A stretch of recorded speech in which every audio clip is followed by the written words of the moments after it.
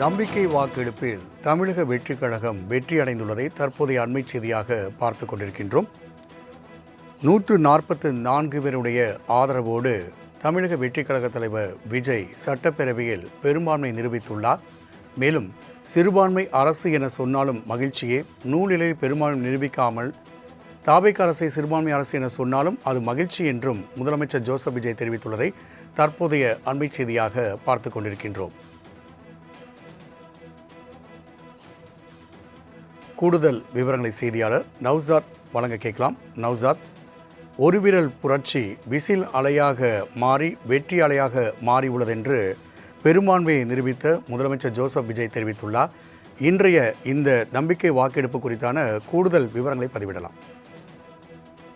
வணக்கம் ராம்குமார். இது நடைபெற்ற நம்பிக்கையில்லா தீர்மானத்தின் வாக்கெடுப்பு என்பது மிக முக்கியத்துவமாக பார்க்கப்படுகிறது. ஏன்னா கூட்டத்தொடர் தொடங்கிய உடனேயே அனைத்து சட்டமன்ற உறுப்பினரும் சட்டமன்ற குழு தலைவரும் பேச ஆரம்பித்தார். மிக முக்கியம் முதலாக காங்கிரஸ் சட்டமன்ற உறுப்பினர் பேச ஆரம்பித்தார். அவர் அதுக்கு ஆதரவு தெரிவித்திருந்தார். அடுத்த ஒவ்வொரு கட்சி தலைவர்களும் ஆதரவு தெரிவித்த போது குறிப்பாக அதிமுக சார்பாக அதன் பொதுச் எடப்பாடி பழனிசாமி பேச ஆரம்பிக்கும் பொழுது குறிப்பாக எங்கள் கட்சியிலிருந்து சில பேரத்தை பிரித்து சென்றுகிறார், கட்சியை உடைக்கும் வேலையை பார்க்கிறார்கள் என்ற கருத்தை ஆழமாக தெரிவித்தார். மேலும் சில இடங்களில் குதிரை பேரம் நடந்திருப்பதாகவும் கூட கருத்தை தெரிவித்திருந்தார். அதுவும் இல்லாமல் அவர் அமர்ந்த உடனே எஸ்பி வேலுமணிக்கு பேச வாய்ப்பளித்த உடனே எழுந்து அவர்கள் கூச்சலிட்டார்கள். இரண்டால் எங்கள் கட்சி ஒரு பொதுச் செயலாளர் நான் கட்சியை எதிர்க்க செயலாளராக இருக்கிறேன், என்னை தவிர்த்து என்னை பேச ஆரம்பித்த உடனே திரும்பவும் அவரை பேச ஆரம்பித்தது என்பது ஒத்துக்க முடியாது என்ற ஒன்றை காட்டமாக தெரிவித்தார்.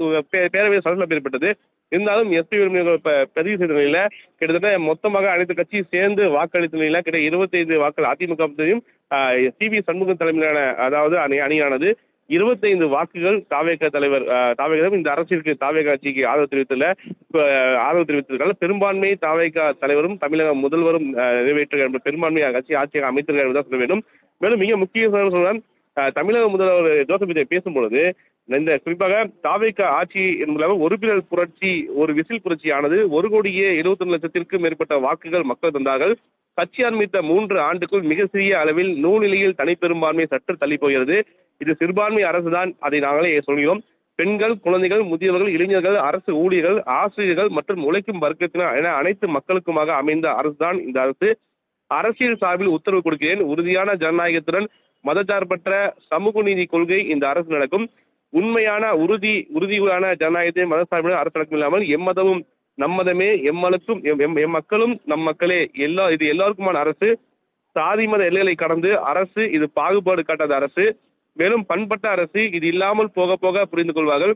நம்பிய மக்களுக்கு நன்றிகளும் செலுத்துவதற்காக ஓட்டாளர்கள் செய்யலாம் என்று அரசு தெரிவித்திருக்கிறார்கள். மேலும் அதிகாரம் காட்டி மிரட்டும் அரசு அல்ல, அனைவரையும் மதிக்கும் அரசு தெரிவித்திருக்கிறார். மேலும் மக்களே முக்கியம், மக்கள் நலம் மட்டுமே முக்கியம், எல்லோரையும் விரும்பும் அரசு, அதுவே எங்கள் நிலைப்பாடும். வாக்களித்த மக்கள் நன்றி தெரிவித்தும் இல்லாமல் மேலும் மிக முக்கியமாக சொன்னால் இந்த பேரவையை பொறுத்தவரைக்குமே எத்தனை சதவீத வாக்கள் மிக முக்கியமாக எத்தனை ஆதரவு தெரிவித்தால் குறிப்பிட்டு சொல்ல வேண்டுமென்றால் ஒரு தொகுதியை பொறுத்து ராஜினாமா செய்யப்பட்டிருக்கிறது. திருப்பத்தூர் சட்டமன்ற உறுப்பினர் வாக்களிக்கவில்லை, சபாநாயகர் ஒரு வாக்கு, இந்த 3 வாக்குகளை தவிர்த்து மொத்தம் அதிமுக 2 சட்டமன்ற எம்எல்ஏக்கள் பேரவைக்கு வரவில்லை. இன்று வந்தவர்கள் கிட்டத்தட்ட 230 எம்எல்ஏக்கள் வந்திருக்கிறார்கள்.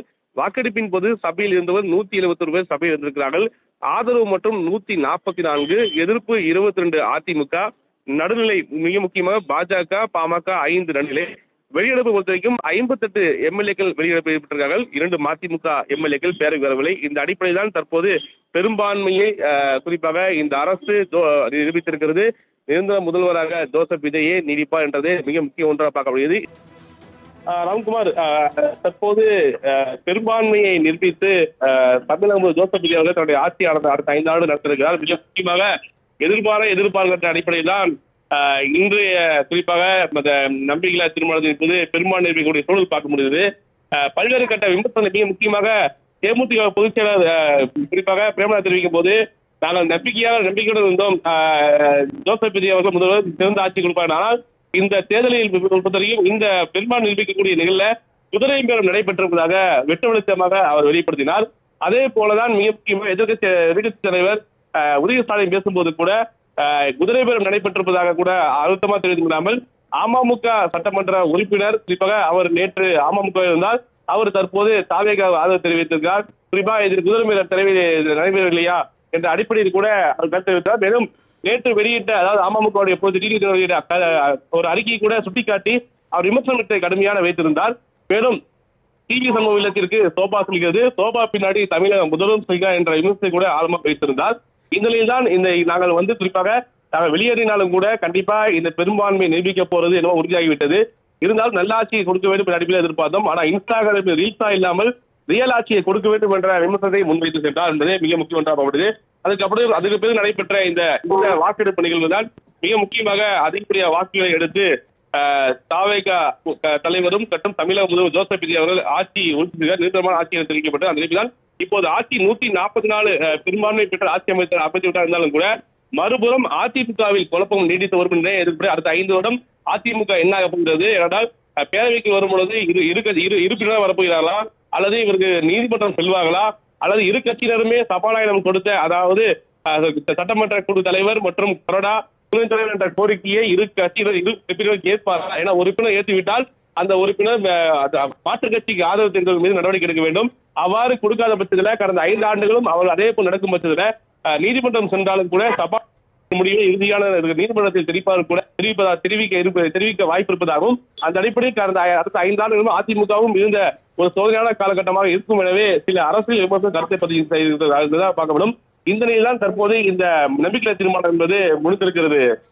ராம்குமார்.